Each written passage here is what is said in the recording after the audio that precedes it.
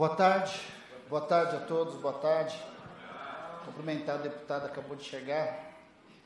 Bem, primeiro agradecer à frente pelo convite, pela possibilidade de estar conversando aqui com vocês e com muitos outros que estão assistindo pelo link. Para mim é um enorme prazer poder estar aqui, né? E a gente se conhece, muitos aqui de muitos lugares, de muitas lutas, e aquele cartazinho talvez seja um dos motivos de muito orgulho para todos nós, né? Nós colocamos aí para o governo anterior uma das suas maiores derrotas, que foi ter barrado a PEC 32. Eu acho que a gente precisa relembrar isso, porque a todo momento a casa aqui, né, a mesa ameaça colocar a PEC 32 em votação de novo, e para nós é muito importante a gente relembrar, inclusive, o cartaz, que o que a PEC 32 significava, ou seja, o fim do serviço público no Brasil. Mas aí, a minha encomenda, né, o meu papel para estar aqui em nome do Diese, é conversar um pouquinho sobre as questões fiscais, em especial sobre o arcabouço, o novo arcabouço, a nova política fiscal que está sendo discutida, que já passou aqui na Câmara e que está em discussão no Senado, e seu impacto para os servidores públicos. Bem, eu não vou entrar nos meandros do arcabouço, porque essa não é nossa intenção aqui.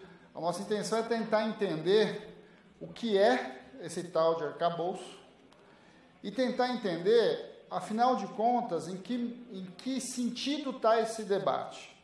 Eu acho que para nós isso é muito importante, porque nós estamos, eu coloquei de propósito esse título, porque de fato nós estamos hoje numa disputa pelo modelo de Estado. E é muito importante que a gente tenha clareza disso, porque o debate sobre a disputa do Estado brasileiro que nós temos, ele não é um debate de hoje. O Vladimir, que está aqui há muito mais tempo, né, desde criancinha ele estava aqui na Constituição, lá na Constituinte, sabe, né, Vladimir, que a Constituição apresentou um grande acordo e um Estado para a sociedade brasileira. Esse é o Estado social-democrático, é o Estado do direito social, e está lá no nosso artigo 3º. Não tem Estado social sem um setor público relativamente amplo e atuante. Não existe Estado social, como foi falado aqui, sem médico, sem professor. Não existe Estado sem o policial, sem o fiscal. Agora, se a gente se lembrar, é verdade que a Constituição implementa um Estado democrático e social, mas é importante lembrar que a Constituição foi toda regulada a partir dos anos 90, a partir de uma visão neoliberal de redução do Estado.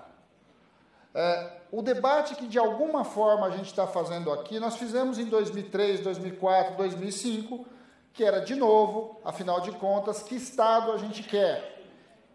E este embate que a gente faz desde lá viveu tensões muito grandes entre 2003 e 2016. E, além disso, a gente viu que pós o impeachment, em especial, não só, né, governo Temer e depois governo Bolsonaro, você não teve só uma discussão de um Estado neoliberal, você teve uma discussão de um Estado ultraliberal. E isso, inevitavelmente, tem a ver com mitos e verdades, que foi como falado aqui na fala do Edivelton, que de alguma forma vai demonizando o Estado, que foi o que foi falado, de um lado, e de outro vai construindo um enorme terrorismo a partir de uma visão típica de mercado. Ou seja, o Brasil vai se transformar num país insolúvel, com uma dívida que vai extrapolar os limites do razoável. Isso vai inviabilizar a nossa economia, isso vai gerar inflação e isso vai levar a gente para os anos 80, lá para o ciclo hiperinflacionário. É isso que, de alguma forma, a gente discute desde 1994. Não é à toa que, a partir desta discussão, a gente tem, primeiro, a LRF.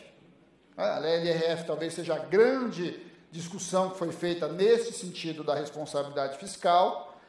Depois a gente tem as mudanças, inclusive, da visão de governo lá no Fernando Henrique, principalmente a partir de 98. Vamos lembrar que junto com a LRF existiu o MARI, né? Famoso Ministério de Administração e Reforma de Estado, que era muito interessante, porque você estava montando o Estado do bem-estar social e já tinha um projeto de reconstrução do Estado. Bem, depois lá para 98, a gente vai mudar um pouco a visão do controle fiscal, e aí ele vai se estabelecer a partir da visão do superávit fiscal, que vai ser longo, e que vai perdurar até a PEC do teto, né? Até a emenda constitucional 95, que vai implementar o teto de gasto. Bem, o teto de gasto rompe com a visão fiscal que você tinha até então, de alguma forma, que era a lógica do superávit, e de alguma forma recoloca para nós um grande desafio, que é o que se coloca no lugar da tal do teto de gasto. Qual a diferença do teto de gasto para o superávit? O teto de gasto define quanto você pode aumentar de gasto em geral do Estado brasileiro, independente do que aconteça. E o teto de gasto definiu que é a referência de 2017, que pode ser aumentado tão somente pela inflação. Então, para nós, o teto de gasto é muito ruim. Qual que é o drama do debate do arcabouço? É que o arcabouço ele não retorna ao modelo do superávit e, ao mesmo tempo, flexibiliza o teto.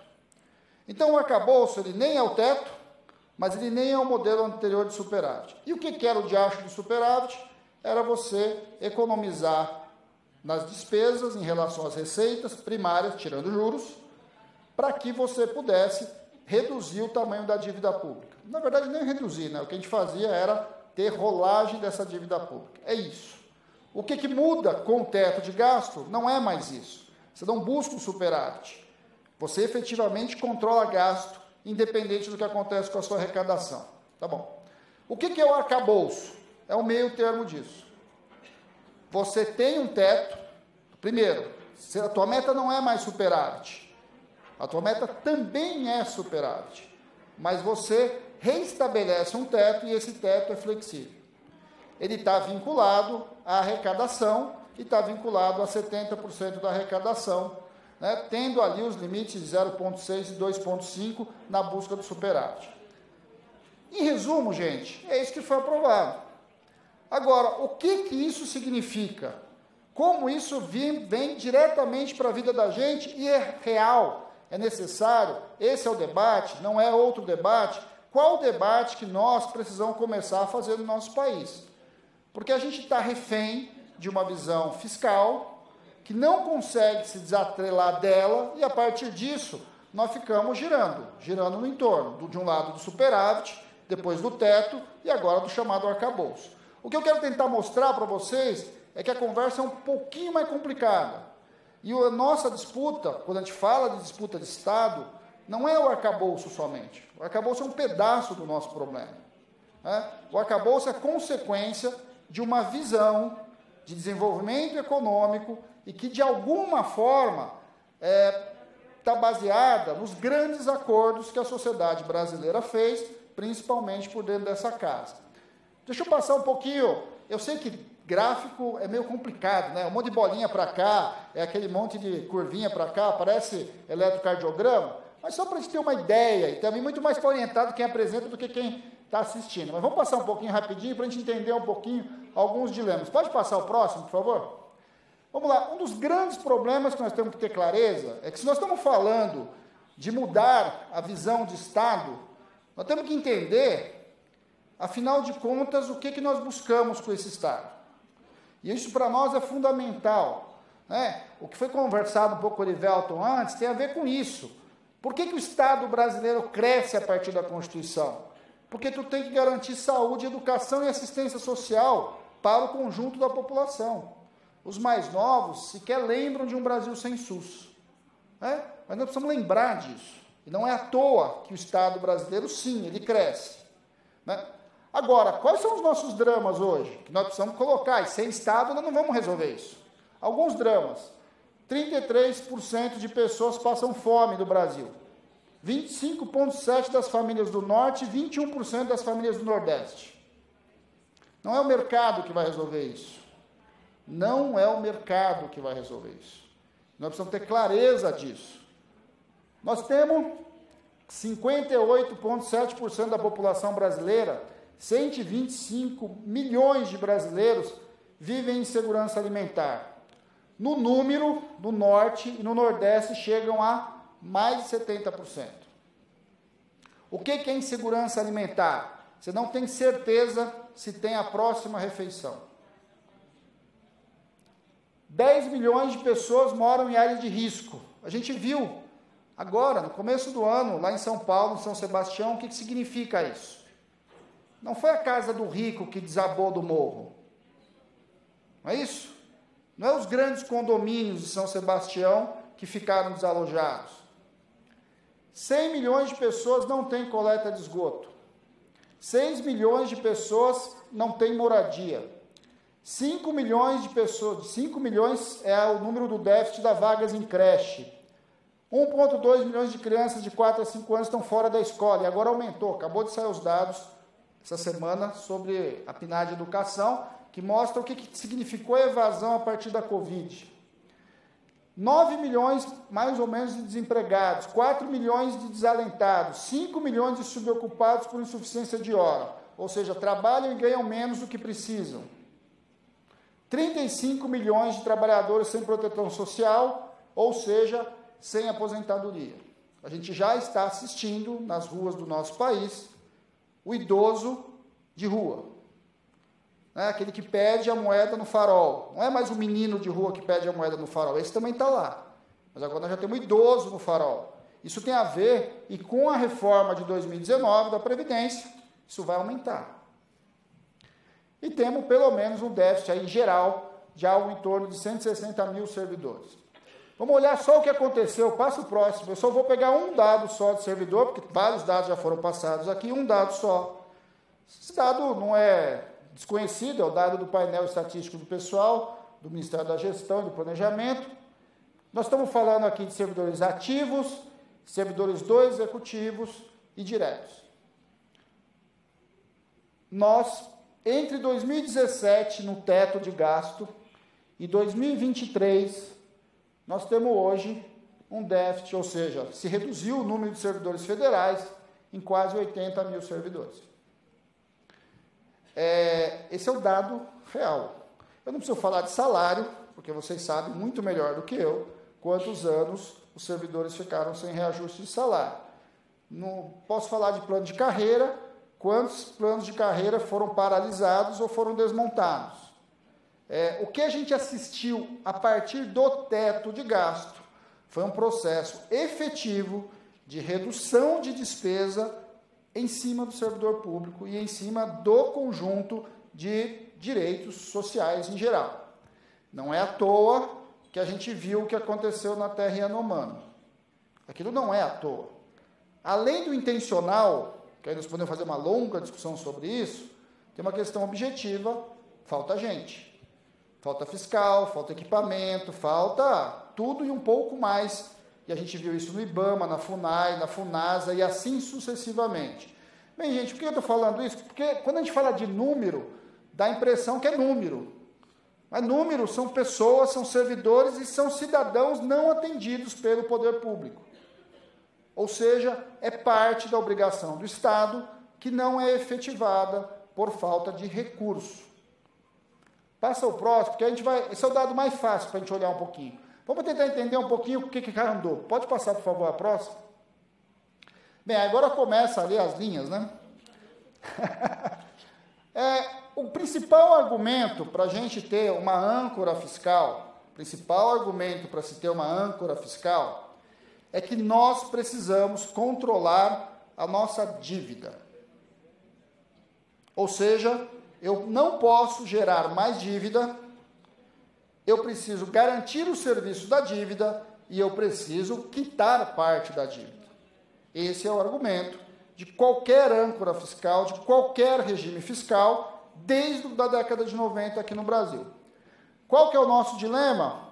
O nosso dilema é que, em proporção do PIB, se a gente pegar a dívida líquida e a dívida bruta, por exemplo, aquele pico ali, ó, aqueles dois picos ali, vocês vão ver que eles acontecem apesar do teto. E mais, quase todo mundo aqui é concursado. Então, todo mundo que faz concurso, normalmente tem a provinha, ou a provona, de matemática, estatísticas e outras coisas. Não precisa ser nenhum econometrista para saber que quando você está trabalhando com uma proporção, o que tem mais impacto é o denominador. Não é isso? Ou seja, para fazer o efeito de uma mudança para baixo do denominador, eu preciso aumentar muito o nominador para dar o mesmo resultado. Não é isso? É isso, sei lá, se eu divido 100 por 10, se eu divido 100 por 20, não é isso? Ou seja, embaixo eu só dobrei, né? Eu tenho que sair de 100 para 200 para chegar no mesmo número. Por que eu estou falando isso para vocês? Porque toda vez que a nossa economia para de crescer, a nossa relação de dívida pública cresce muito. O nosso maior problema do Brasil não é o gasto público. Nosso maior problema do Brasil é o baixo crescimento. Quando a gente tem crescimento econômico efetivamente sustentável e patamares acima dos 3%, a nossa dívida líquida e a nossa dívida bruta, ela normalmente cai. Quando não, sobe. Por que eu estou falando que isso é importante? Porque senão dá a impressão que todos os problemas estão na despesa, quando na verdade o nosso maior problema está na receita. E esse é o nosso maior desafio. E aí o grande debate de quase todos os economistas é, afinal de contas, como é que a gente cresce?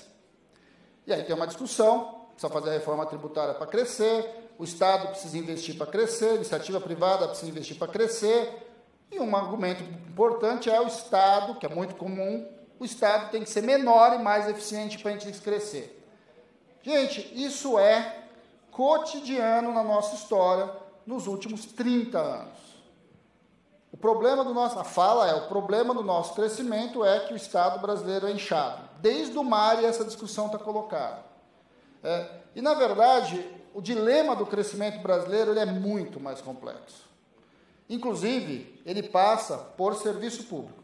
Um trabalho antigo, da década de 90, se não me engano, de 98, o Vladimir vai lembrar, talvez melhor do que eu, do Banco Mundial, fez a seguinte afirmação: em países de baixo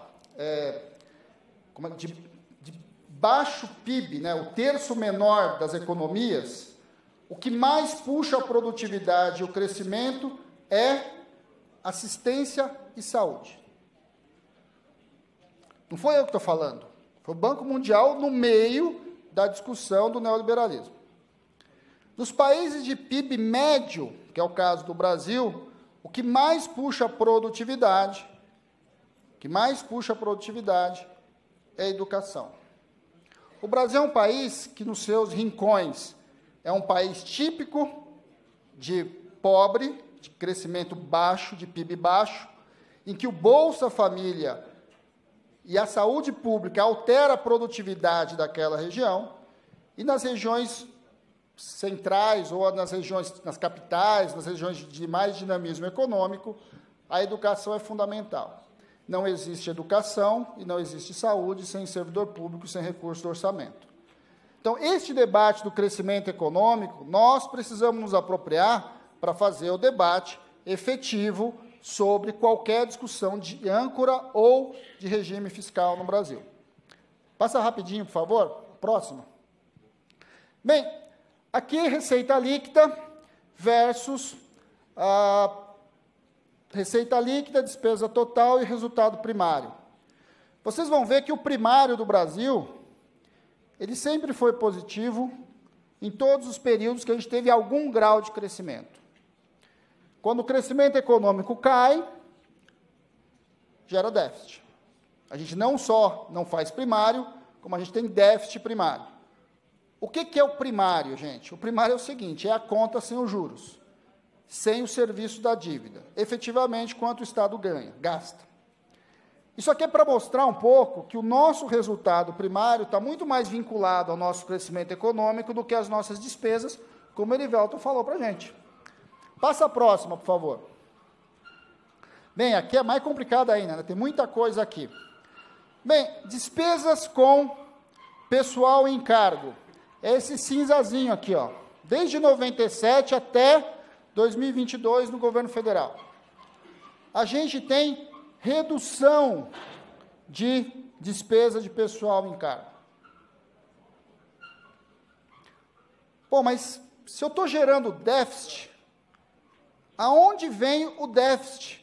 Porque se a gente também não olhar para onde vem o déficit, dá a impressão que a culpa é sempre do servidor. Não é isso? Bem, mas eu estou dizendo que pegamos de 97 para cá, gente. Nós estamos falando aí de 25 anos. Em 25 anos, o gasto médio com o pessoal em cargos cai.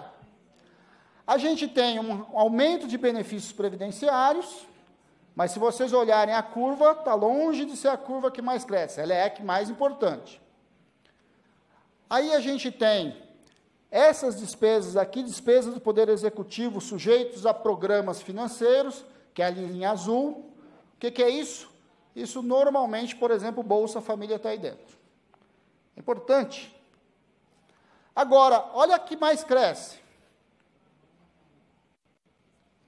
É a tal das outras despesas obrigatórias. Aí, quando você vai abrir outras despesas obrigatórias, uma coisa que está lá e que é muito discutido nessa casa são os diversos custos tributários, isenções fiscais, regimes especiais e etc, etc, etc. E aí a gente vai começando a olhar que, na verdade, a disputa pela redução de gasto público não tem a ver com o crescimento. Tem a ver com quem fica com a maior parte do fundo público. Porque se você vai equilibrando os outros gastos, o que você aumenta são os gastos de isenções e diversos. Eu vou mostrar o dado do que significa só isenções, regimes especiais e etc. Ou seja, o que o Estado abre mão de receber. Passa, por favor. Bem, aqui a gente vê o primeiro problema que todo mundo fala, e eu gosto sempre de lembrar. Isso aqui é o orçamento fiscal de 2023, sob um recorte um pouquinho diferente, né? Porque normalmente se tira esse pedaço aqui, ó, do nosso orçamento, quando a gente faz essa discussão. Aparece só o resto. A gente colocou ali o serviço da dívida. Significa 17% do gasto no Brasil, do serviço. Aqui não é rolagem, tá? Nosso orçamento é 5 trilhões e alguma coisa, nós temos 2 trilhões de rolagem, 500 bilhões a gente paga de juros, a gente tem um orçamento de 400 e poucos bilhões de transferência, a gente tem um orçamento federal aí de 1,9 trilhão. Tá? Como é que a gente gasta? Prestem atenção nisso. Saúde 5,3, educação 4,4. Bem, assistência social 8. Se eu somar assistência social, saúde e educação, é menos do que o serviço da dívida. Ou seja, uma parte, ou boa parte, de toda a economia que o Estado faz, ela é consumido com o serviço da dívida. O que é o serviço da dívida? É os 13,75 do prédio ao lado, ali, né, do outro lado, do Banco Central. E aí, não tem jeito. Quanto mais a taxa de juros cresce, mais o gasto com o serviço da dívida, mais a necessidade de primário, mais contingenciamento, mais trava fiscal você vai ter. E aí a gente cai num problema grave aí da discussão, porque a discussão é sempre essa. Não, mas eu preciso enxugar o Estado para baixar os juros. Aí eu enxugo o Estado, o juro continua alto e o gasto continua sendo transferido. E toda vez que o Estado tenta mexer com os juros de maneira mais impositiva, dá crise. A gente viu agora com o consignado no Ministério da Previdência. Então, gente, nós temos um desafio muito grande e uma disputa não pequena com o mercado financeiro desse lado do balcão. Então, falar de arcabouço fiscal, eu posso chegar aqui, gente, fazer uma longa fala para vocês que com o arcabouço vai ser difícil ter reajuste. Com o arcabouço, nós vamos ter uma dificuldade danada para repor os 80 mil servidores que faltam no governo federal. O problema é que, para eu poder fazer um enfrentamento sério do arcabouço, eu preciso fazer um enfrentamento dos juros, enfrentamento com o sistema financeiro. Porque senão dá a impressão que a briga é a briga aqui no Executivo, e a briga não é no Executivo, é uma briga na sociedade. Passa a próxima, por favor. Aí, só que não é só uma briga com o sistema financeiro. Isso daqui é da Unafisco, né? Dá de vocês. Em renúncias fiscais e isenções, nós temos alguma coisa perto de 525 bilhões de reais anuais. Tem várias formas de fazer essa conta, todas elas chegam perto do meio trilhão. Bem, aí, gente, essa disputa não é só com o setor financeiro. Bancada ruralista é bastante significativa. Gente, o agronegócio não paga quase imposto algum. Para não falar de outros setores. Né? Quando a gente vai olhar para os regimes especiais aqui dentro, e aí regimes especiais não dá para tirar ninguém, porque tem químico, tem automotivo, tem borracha, tem pneu, tem Zona Franca de Manaus, eletroeletrônico, PADs, etc. Regime especial, nós temos uma variedade gigantesca. E faz parte de boa parte dos lobbies que rolam aqui na casa. Exemplo, nós estamos no meio de um debate difícil de desoneração da folha de 17 setores. A desoneração da folha de 17 setores, que começou lá na base de antes do impeachment da Dilma, e uma das causas do impeachment da Dilma, e eu falo com muita tranquilidade, porque eu estava na mesa de negociação, na época com o Márcio Holland, em que a gente propôs uma substituição tributária, que era substituir o imposto sobre folha e passar sobre o imposto de faturamento, e fazer isso em 8 setores, para testar a eficiência tributária, e virou 58, que depois foi reduzido e está em 17, e muito provavelmente esses 17 vão ficar até 2027, e provavelmente vai ser renovado muitas e muitas vezes, mostra o impacto que a gente tem quando a gente faz a discussão e com que lobbies nós estamos debatendo. Primeiro, que não são lobbies simples, são poderosos. Segundo, que são organizados. Terceiro, que são muitos. O Senado aprovou a renovação hoje de manhã. Aprovou hoje de manhã. Hoje de manhã. Então, quando a gente está falando do arcabouço fiscal, não estou falando disso, gente. Não tem como falar de uma coisa sem falar sobre as outras. Quando o ministro Haddad fala dos jabutis, é bastante importante, porque pela primeira vez eu ouvi um ministro da Fazenda colocar um dos problemas nesse monte de isenção fiscal, regime especial e etc., que não paga imposto. Mas o nosso maior problema é que nós não temos jabuti, nós temos elefante em árvore. Então, se nós queremos fazer uma discussão séria, nós precisamos fazer esse debate. Nós estamos no meio da discussão da reforma tributária. A reforma tributária, essa primeira fase, apareceu como um imposto. Não é isso? O IBS. Era um imposto.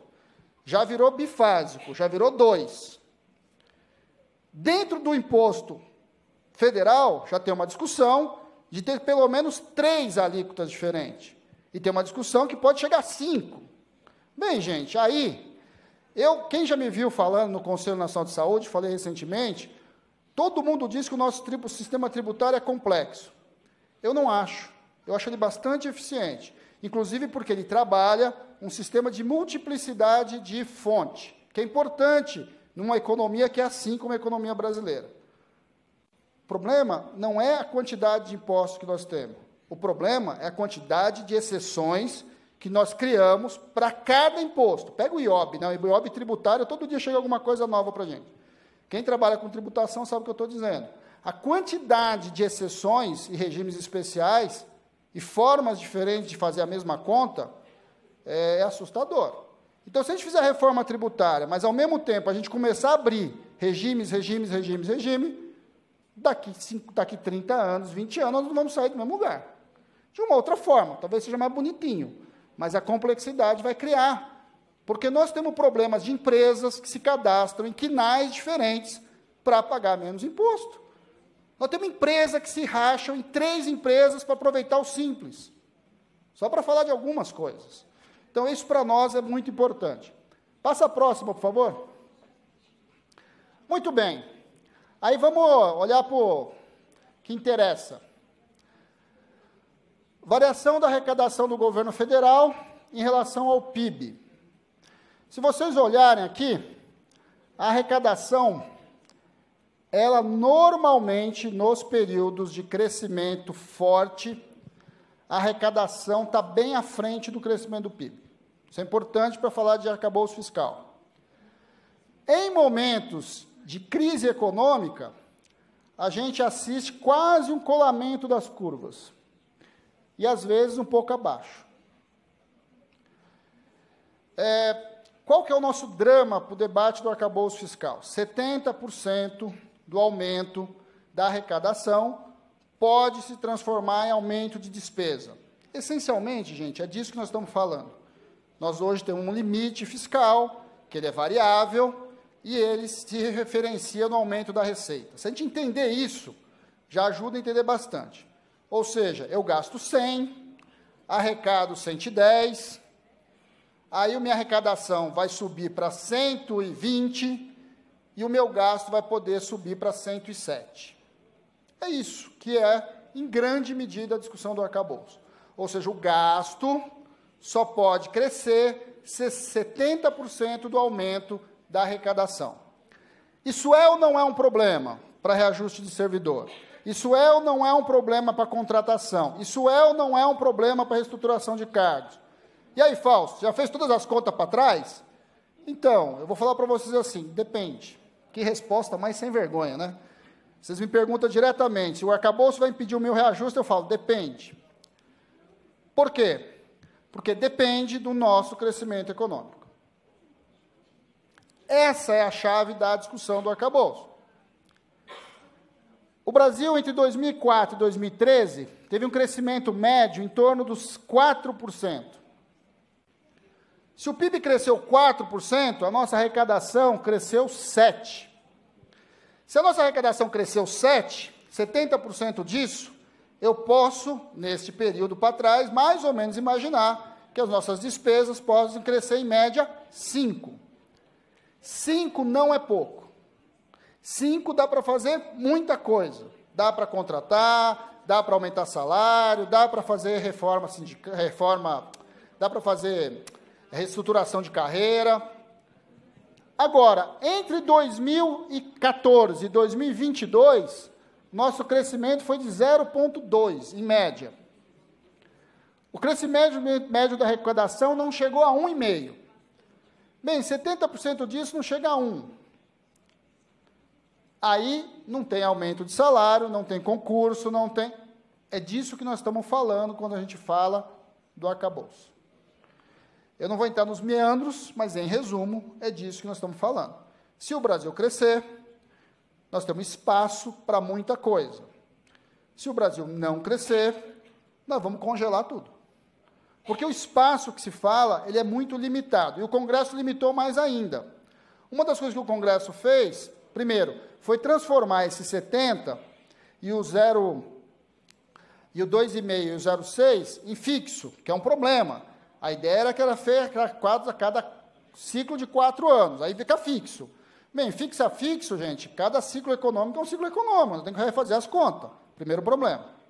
Segundo problema é que o espaço que a gente tinha, que era aumentar o investimento, o Congresso foi lá e, puf, cortou de 100 para 70, também, o gasto com investimento. O que é o gasto com investimento?